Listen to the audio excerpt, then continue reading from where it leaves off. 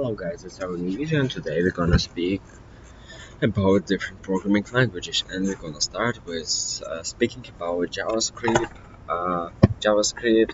Misplaced trust in the clients, but first of all about the security of JavaScript. JavaScript and the DOM provide the potential for malicious authors to deliver scripts to run on a client computer via the web.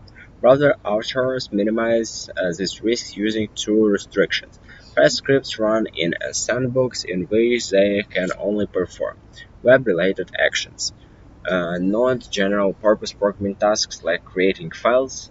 Second, scripts are constrained by the same origin policy. Scripts from one website do not have access to information such as username, passwords, or cookies sent to another site. Most JavaScript-related security bugs are breaches of either the same origin policy or the sandbox. There are subsets of general JavaScript and safe, secure ECMAScript that provide greater levels of security, especially on code created by third parties such as advertisements. Closing Toolkit is another project for safe embedding and isolation of third-party JavaScript and HTML. Content security policy is main intent method of ensuring that only trusted code is executed on a web page.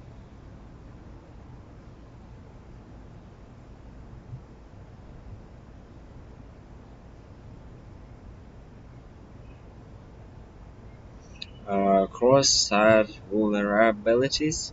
A common JavaScript related security problem is cross-site scripting, a violation of the same origin policy. XSS vulnerabilities occur when an attacker can cause target websites, such as an online banking website, to include a malicious script in the web page presented to a victim. The script is, in these examples, can then access the banking application with the privileges of the victims, potentially disclosing secret information on transferring money without the victim's authorization.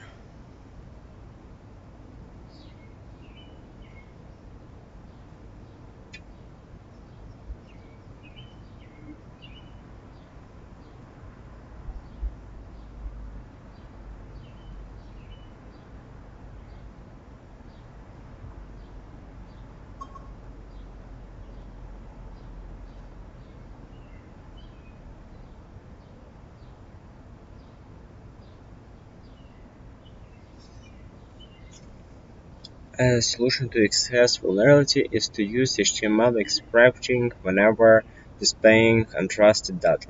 Some browsers include partial protection against mm,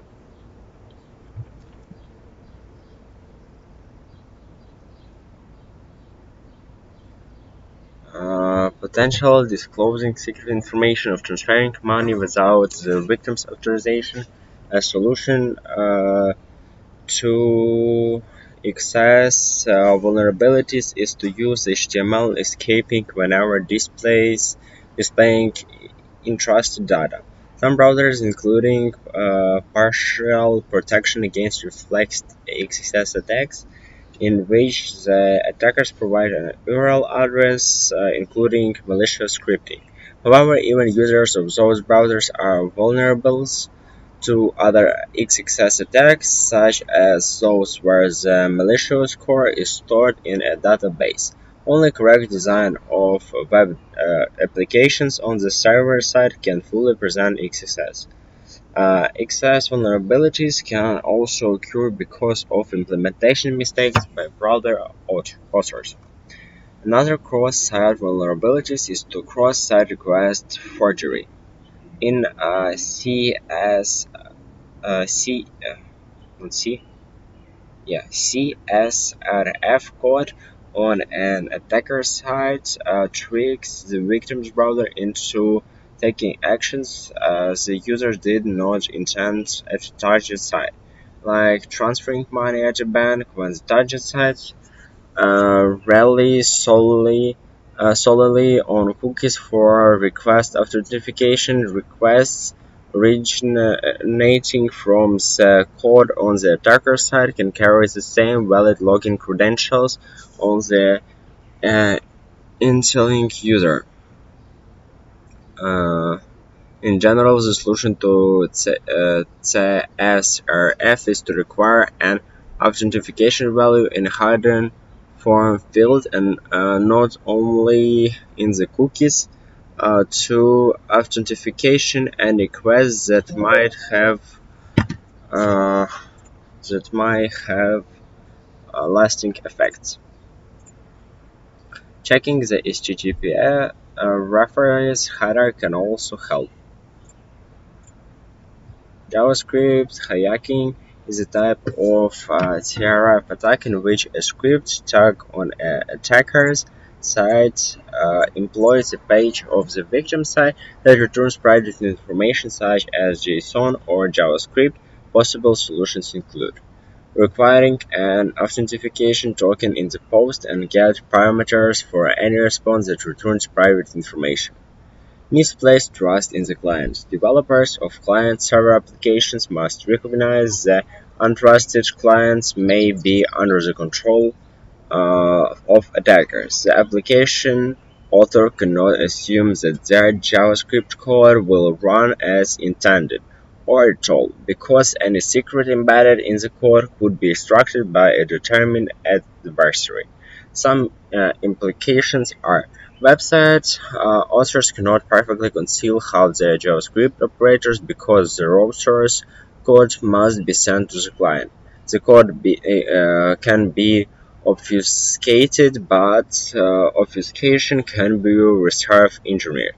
JavaScript form validation only provides convenience for users, not security. If a site verifies that the user agrees to its term of service or filters invalid characters out of the field that should only contain numbers, it must do so on the server, not only the client.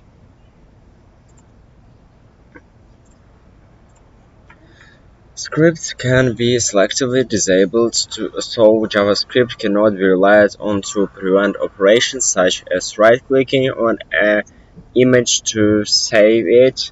It is considered very bad practice to embed sensitive information such as password in JavaScript because it can be extracted by hackers and can be seriously attacked.